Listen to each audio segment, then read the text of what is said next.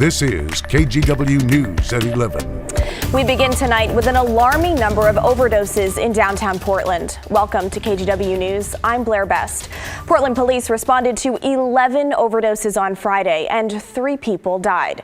Art Edwards is joining us now. And Art, a majority of these overdoses happened in one area of the city and within a matter of hours. Well, they did. As it turns out, most of those were in downtown and northwest and southwest Portland. 4 of the overdose calls came in less than an hour. Portland's Central Precinct has seen what police call an overwhelming number of calls about overdoses. We're not really sure what's behind that, but it is super concerning. And we're trying to get the word out that there may be some drugs that are circulating through the street that are particularly potent. On Friday alone, there were 3 deaths and 11 calls for assistance between about 10:30 Friday morning and 11 o'clock Friday night. Most of those concentrated in the downtown area of Portland, along Southwest 4th, Burnside, Washington Street, and Nadeau Parkway. Most of the overdoses involved opioids, and police suspect fentanyl was involved.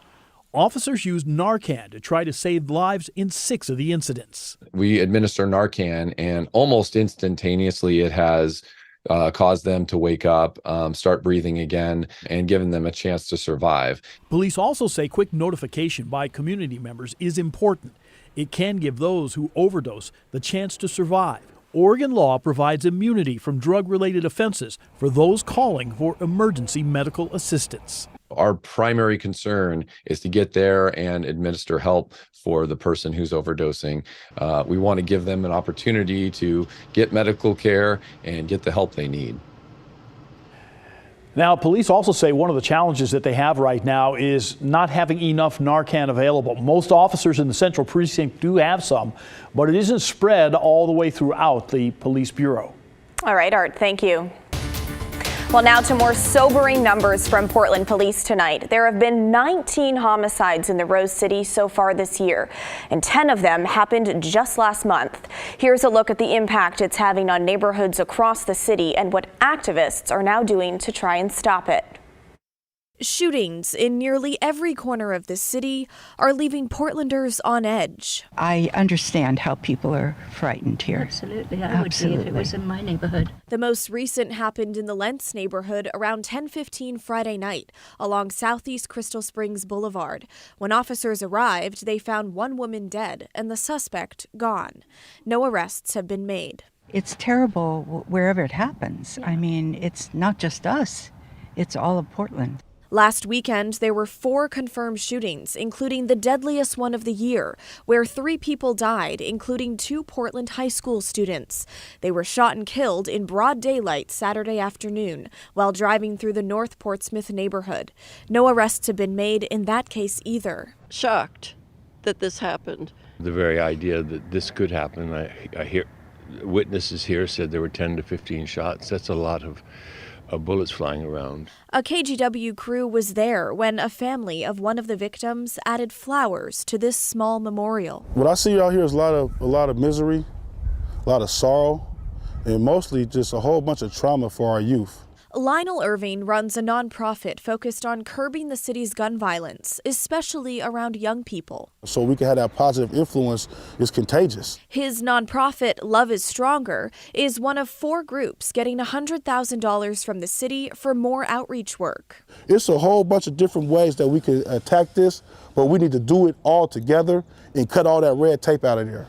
All that political games, all that wringing your hands while we write obituaries, we tired of that. Last weekend, Portland Mayor Ted Wheeler took to Twitter calling the recent shootings devastating and pledged to work to restore peace in Portland. As for the police, they're connecting with students to try and prevent more violence. Our children and our families' lives are on the line. More activists held a virtual meeting this past week to try and put an end to the senseless violence.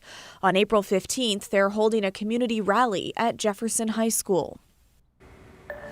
Well, now to a live look at Timberline tonight. As you can try to see there through the dark, there's the mountain is getting covered with snow. Timberline got nearly 2 feet of fresh snowpack within the last 3 days, and more is on the way.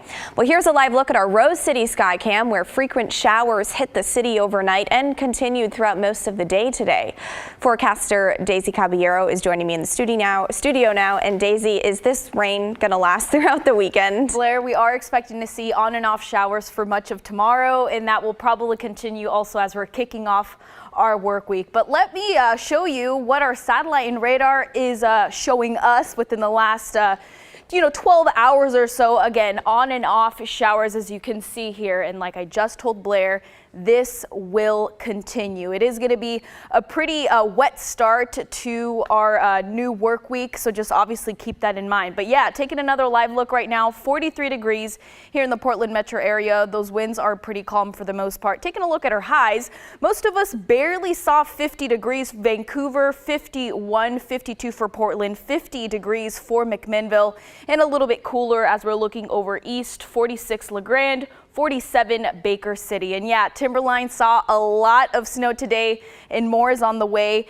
We're actually talking a winter storm warning for the coastal and the Cascades, and then also a winter weather advisory over to the east. We'll talk more about that in my full forecast. But taking a really quick look at what we can expect for tomorrow, rain is likely. Thunderstorms are also possible for our Sunday. Rain and snow showers for Monday and Tuesday. But like I said, we'll talk more about it in my full forecast. All right, Daisy, looking forward to it.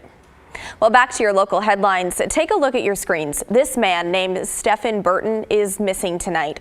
He's been gone for more than a week, and Portland police received a missing persons call. The caller said Burton went on a walk on March 23rd at about 5 p.m. and didn't come back. He was last seen in the Powellhurst-Gilbert neighborhood. Authorities say he needs medication that he did not take with him. Police are asking you to call them if you see him. Well, now to an update on a tragic story out of Clark County. Officials have formally charged a man with murder in the deaths of a Vancouver woman and her 7-year-old daughter. We've been following the story since Michelle Melendez and Layla Stewart were reporting missing last month. Michelle's former boyfriend, Kirkland Warren, is already in custody on multiple charges and is now facing 2 murder charges. Friday's charges come after the medical examiner confirmed that Michelle and Layla died from gunshot wounds. Vancouver police say the bullets match the gun belonging to Kirkland Warren. He was named a person of interest when Michelle and Layla went missing. Warren was first arrested in March after police say he shot at Michelle in her apartment last year. He was able to post bail, and just days later, the two went missing. Police rearrested Warren for violating the protective order. During a search of his vehicles, investigators found a gun, blood in front and back seat of his car, Michelle's purse, and children's clothing that matched what Layla was wearing. It wasn't until last week that police found the bodies in a rural area in Washougal. Warren is now in the Clark County Jail without bail right now, and he's also awaiting trial for a murder in Arkansas.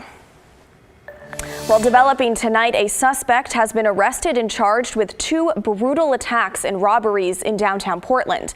Officials have identified him as 34-year-old Harold Griffin III. Police say Griffin hit a victim with a golf club before he poured hot coffee on them and stole their backpack.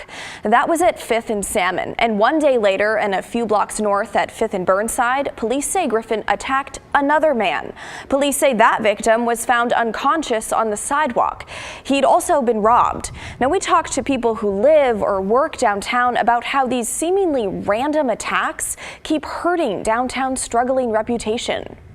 So I'm walking downtown all the time, and I'm concerned about safety, not only for myself, because I feel like I have street smarts, but for people that don't, it's blocking or inhibiting our revitalization of our downtown.